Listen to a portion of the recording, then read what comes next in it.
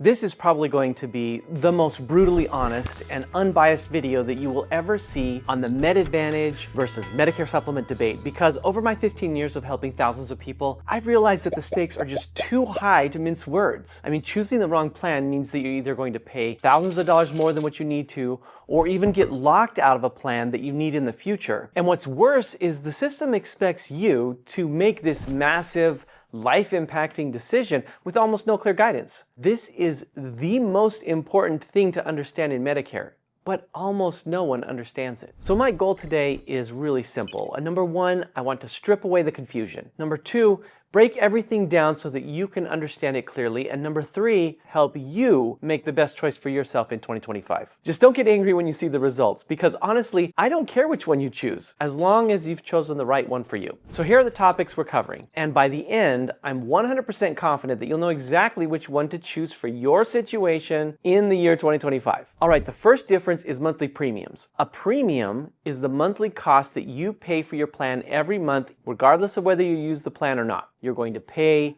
a monthly premium to have your plan. Now, Medicare Advantage plans are known for having very low monthly premiums or even $0 monthly premiums. Now, you notice I didn't say that they were free, because we're required to say it's a $0 premium. Now, it's easy to say you get what you pay for here, but that's not quite true, because a lot of money goes into these plans. So even though it's a $0 monthly premium, and that's why we say $0 monthly premium, there is money going into the plan.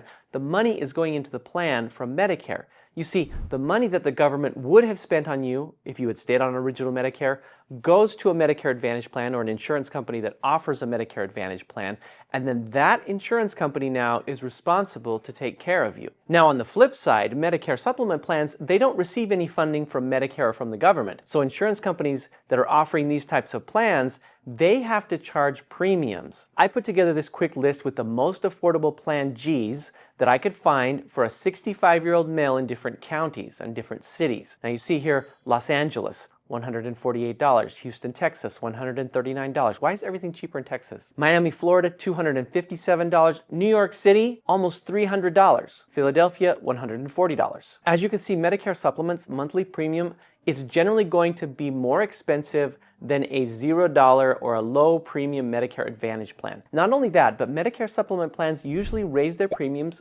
twice a year. Now this varies by state, but usually they raise them twice a year. Once for inflation, so for the cost increases of healthcare, and once for your age adjustment, meaning when you go from 65 to 66, there's an increase for age. So when you start out at 65, it might be $150, but when you get to 75, it's going to be a lot more than that. This is something that most YouTubers will not tell you, because most of them are hard-selling Medicare Supplement plans. These plans normally get more and more expensive every year, but they're not telling you that. Now keep in mind that with both of these plan types, you'll still typically be responsible for paying your Medicare Part B premium, which is $185 a month for most people in 2025, but can vary based on income. It can be more and it can be less. So to give you a really specific example, let's say that your Plan G was $150 a month. You'd be paying this plus the $185 Part B premium each month for a total of $335 a month. And that's without your Part D prescription drug plan, which is going to be between $0 monthly premium up to maybe $70, $80 monthly premium. But in our example, the Medicare Advantage plan has a $0 premium, and it already also includes prescription drugs. And that's why the point for the premiums category easily goes to Medicare Advantage. The second difference we'll look at is the cost of actually using your Medicare insurance, like at the doctor's office or at a hospital, because there are things like deductibles and co-pays and maximum out-of-pocket spending limits. And with a Medicare Supplement plan, you mostly pay the monthly premium, but you have very little or no cost when you go to the doctor, so that makes it very predictable. With a Medicare Advantage plan, it's the opposite. You pay a very low premium, but on the other side, you're likely to pay more costs when you go to the doctor. So I like to think of everything in terms of how it relates to food. A Medicare Supplement is like going to a buffet, where you pay one time, you go in, you eat all you want, while a Medicare Advantage plan is like going to a restaurant. You're going to pay for each item that you need. So if you think of it that way, with the Medicare Supplement, you pay monthly, and you have access to a smorgasbord of services from doctors and you pay little or nothing in addition. With the Plan G, you are going to pay the deductible, the Part B deductible, but other than that, everything is covered. Where with the Medicare Advantage plan, you can walk into that place for free. It's like going to a restaurant. You walk in, you sit down, and they bring you a menu and say, well, oh, you need to see a doctor? That may have a cost. You're going to have surgery, that may have a cost. Although with many Medicare Advantage plans in areas with large populations, the cost may be very low, or it may be a $0 copay for some of those things.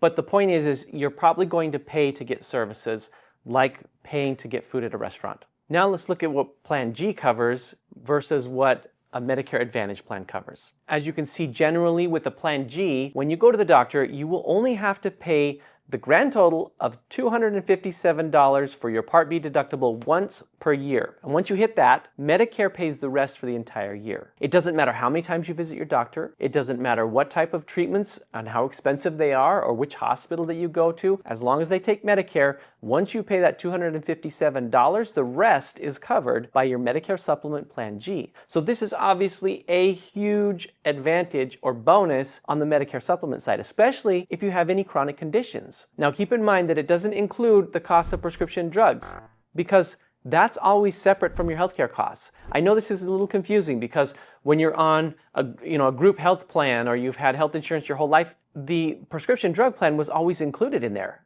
But in Medicare, it's all broken out and split out into separate plans. And so you have to get your prescription drug coverage separately. But when it comes to the cost of actually using your plan, then this point easily goes to the Medicare Supplement plan because when you use your Medicare Supplement plan, if you have a Plan G, there's almost no cost outside of the $257 Part B deductible. The third difference is extra coverage like dental, vision, and hearing because your eyes and teeth are so important to your health. It's kind of crazy that Medicare doesn't cover your eyes and teeth, but Medicare Advantage plans will typically have built-in benefits for dental, vision, and hearing, even though Medicare itself doesn't cover those things. And that can be really helpful in 2025 when costs for everything are going up to have that extra coverage that can pay for some of those things. Now, meanwhile, a Medicare Supplement plan only pays for things that Medicare pays for. So since Medicare doesn't cover routine dental, vision, and hearing, a Medicare supplement doesn't usually cover anything there, although there are a few supplements with a few little extra, maybe discount programs and things like that, or maybe a little gym membership, but they're not going to cover your typical routine dental, vision, and hearing. So you have to purchase dental, vision, and hearing coverage from another insurance company to have coverage for those things or pay for them 100% out of pocket, which is why when it comes to those extra coverages, the point easily goes to Medicare Advantage plans. Okay, now let's talk about networks because this is one of the biggest differences that you need to be aware of. Medicare Advantage plans have networks of doctors and hospitals that they work with. Think of this similarly to how maybe your employer plan worked when you were working, or if you had an Affordable Care Act, Obamacare plan. They all have networks. And these networks are normally local, and they have doctors and hospitals and specialists and clinics and things in them, which means that if you're going to go out of the network though, you probably don't have coverage or you have very reduced coverage unless it's in an emergency. So if you're traveling in an emergency, you're going to have coverage anywhere, any hospital, any urgent care. But that means that Medicare Advantage plans are more restricted on which doctors are covered and which ones are not. Now contrast that with the Medicare Supplement plan. With the Medicare Supplement plan, the network is Medicare's broad network, broad national network. So you can receive healthcare from anywhere in the country where Medicare is accepted. As long as that doctor or hospital takes Medicare, they will take your Medicare Supplement plan. That's why people who live in more rural areas or places where Medicare Advantage plans don't have good networks, they often prefer a Medicare Supplement plan. The good news is that generally, by paying a little more for what's called a PPO plan, you can get a little more flexibility on the Medicare Advantage side. PPO plans typically allow you to go out of network and have benefits, but pay a higher copay. So you have options, but it may cost you more. But regardless of the PPO option on Medicare Advantage plans, Medicare Supplement plans are definitely more flexible. So when it comes to flexibility and networks, then Medicare Supplement plans win this point hands down. The fifth difference I'm going to call perks. Some people call them extra benefits. Think of them like those extra things that come in a plan. Many Medicare plans offer things like gym memberships, or an allowance for over-the-counter medications, or transportation to and from the doctor or to the hospital. And if you see these perks included in a plan, then you're normally going to see them included in a Medicare Advantage plan. And if you see perks being advertised on television or somewhere, then you usually can identify that they're talking about a Medicare Advantage plan, because usually it's one of these $0 premium Medicare Advantage plans that have these type of extra benefits or perks. And these perks are in addition to your benefits for dental, vision, and hearing. The details vary a lot from plan to plan, but most of them will have extras like these to help you out and help you save more money. And it's not just about helping you save money, it's about your overall general well-being and health care. For example, with a Medicare Advantage plan, they give you transportation oftentimes to the doctor. Why? Because if you go to the doctor, you're probably going to be healthier than a person who delays getting treatment when they need it. Or for example, they may offer things like a gym membership. Why would they offer you a free gym membership? Well, because if you work out, it will prevent the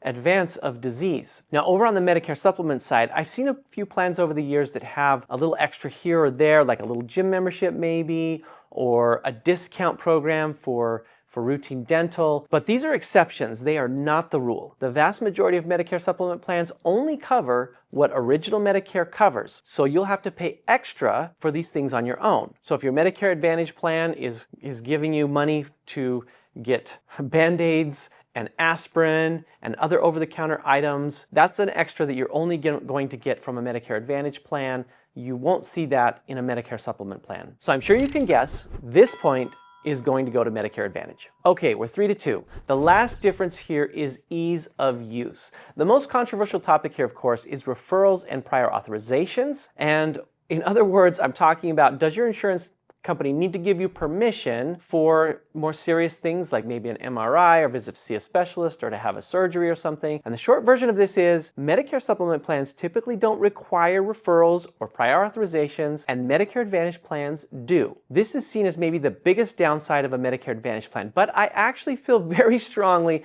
that prior authorizations are not as bad as they seem. I mean, honestly, the main reason for prior authorizations is to keep that guy, I'll call him Jeff, to keep that guy Jeff down the street who's always saying, I have a headache, I must have brain cancer, I'm going to go get another MRI just to make sure.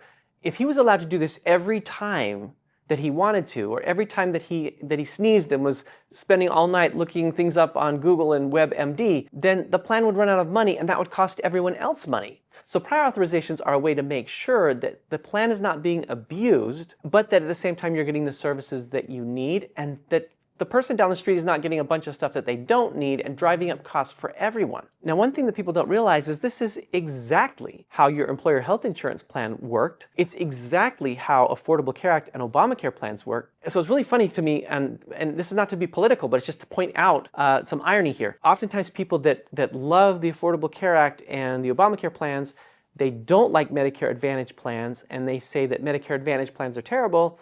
And people who love Medicare Advantage plans turn around and say that the Affordable Care Act and the Obamacare plans are bad, but honestly, they're built on the same chassis. Under the hood, it's the same stuff. But the big question that I need to answer here is, are people being denied medically necessary treatments based on greed? And by the way, we could ask the same question of all these plan types, not just Medicare Advantage, the same question we could ask about Affordable Care Act and Obamacare plans. But in order to give you an unbiased opinion on this, let's look at some numbers about denials for prior authorization. I'm getting these numbers from the Kaiser Family Foundation, which is a very well-respected and reputable independent party nonprofit. And they found that 92% of prior authorization requests are approved without any hiccups. Of the 92%, that means 8% were not approved immediately, and 83% of the appeals on that 8% were overturned. What that means is, if you are in the 8% that receive a denial, if you're willing to appeal that, then you have a 99% chance that you're going to get the care that you need. So if you put those two numbers together, I know I got a little confusing there for a minute, but if you put those two numbers together, that means that less than 1% of prior authorizations are actually being denied. Now the question that I think we should ask is, why are they being denied? Because so often we point at the insurance company, and it's not to say that there isn't some fault there at times, but usually when there's a denial, it's because the doctor requesting that medically necessary procedure didn't provide the proof that it was medically necessary. We find this all the time. We're helping people constantly that call us and say, hey, you helped me sign up for this insurance plan, and now I'm trying to get my knee replaced, and they denied it. So we start to work on that. And honestly, that's what a good agent should do for you. It's not just about choosing a plan, it's about making sure that it works for you. So we start contacting the plan, we start contacting the doctor's office, we're making three-way calls sometimes with our client and with these different providers. And what we find out time and time again is that the insurance company received the request and it was just practically blank. Susie Jones needs her knee replaced. Okay, why? When that referral goes to the insurance company, it goes to a case manager. The case manager has to be a registered nurse. They look at it, they say, okay, this all makes sense, approved. They look at it, there's no justification. Nothing has been done. Nothing has been tried. We're going straight to surgery. Why are we going straight to surgery? There has to be some justification in there, right? Has there been a scan done? Is there an MRI? I'm not a doctor, so I can't go in through all of this, but have we tried the other things that happen before surgery, or are we trying to go straight to surgery? Interestingly, I was attending a meeting with an insurance company, a very reputable nonprofit insurance company, and they were saying that they identified that if you had knee surgery or not, depended on which doctor you went to. And they had identified which of their doctors, which of the doctors in their network, were recommending surgery constantly, while other doctors were helping people get outcomes without surgery. And then we're using surgery as a last resort. I'm not trying to cast shade on doctors. What doctors do is very important.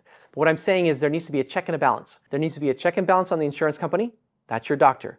But you know what? There needs to be sometimes a check and a balance on the doctor and the patient to make sure that we are following the steps before jumping straight into surgery. That's not just about cost, but cost is a big factor in that. But that's also about following clinical procedure and doing what's right for people. Okay, I got a little long-winded there, but I feel like it's a really important point. And you might take from that, oh, Calvin is all pro, HMO, Medicare Advantage plans. No, I am pro understanding how things work. But let's get back to the topic here, which is ease of use. So if we're talking about ease of use, which is prior authorization and referrals to see specialists and things like that, well, clearly a Medicare Supplement plan is easier because it eliminates that in between. So I have to definitely give this point to a Medicare Supplement plan. Medicare Supplement plans are definitely easier to use. I'm going to say that with the caveat that just because it's easier to use, it doesn't mean that that's better for you, especially for people who are a little older and they have to manage their own health care. And now whatever the doctor says happens, because with their Medicare Supplement, it's like if the doctor says do it, then do it. That can sometimes be bad. Sometimes, especially as we age, it's good to have those extra eyes. It's good to have case management. It's good to have population care where someone outside of the doctor's office is reviewing everything and saying, wait a minute, is this a good idea or not? Okay, we're at the end here, and like I said at the beginning, don't get upset with the outcome. It's actually a tie, 3 points each. And this just shows one thing. There is no better option. There is no one size fits all. There's only what's best for you. So people will tell you what you should do. You should do this, and you should do that. And I'll tell you, you shouldn't listen to them. Although now I just said should too. But you shouldn't listen to them. If someone's telling you should, then discount them immediately. Instead, go for someone who's going to educate you and explain to you how these things work so that you can decide for yourself what you should do. You need to ask the questions, what's important to you in this list? And then rebalance the score based on what's important to you. What we often see is that people will go with a Medicare Advantage plan when they feel like it's more important to save all those hundreds of dollars in premium costs each month, and they don't need the flexibility to go see doctors in other states and other places. And maybe their doctors, they found them in the network around them, and so they're happy and they're able to go to their doctor and the costs are very low. People also tend to go with Medicare Advantage when they're looking for those extra benefits because they want to get more bang for their buck, right? So in addition to having a zero premium for their hospital and medical coverage, they have no additional premium for their prescription drug plan, and their prescription drugs are covered. They have dental, vision, and hearing. They have extra benefits. So those are the people oftentimes they're looking for good value. What they find is that it's accessible to them in a Medicare Advantage plan.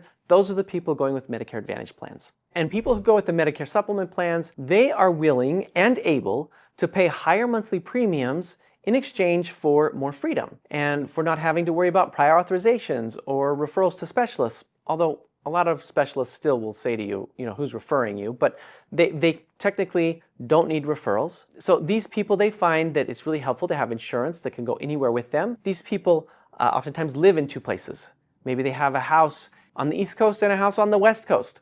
They don't want to worry about insurance and do they have to change their insurance. They have a doctor on the East Coast and they can have a doctor on the West Coast. So a doctor in New York and a doctor in Florida, right? So those types of people typically have a Medicare Supplement plan. Now, once you've decided which plan, Medicare Advantage or Medicare Supplement, works best for you, the next step is to take a look at the actual plans that are available in your area. Now, you can do this on your own if you want to. There are some tools that are available for you, although some of them, I see them as being a little limited. And obviously, we can also help you out, or you should look for a good, independent licensed insurance agent. The thing that's different about us is that we do not have commissioned salespeople. No one here is working on commissions, so they're not going to push you in any direction. They are paid salaries, and their job is to be on the phone with you, helping you find what's best for you. But anyway, if you're interested in learning more about the costs of Medicare, I made a full video going over all of the numbers there, which at the end of this video you can check out right over here.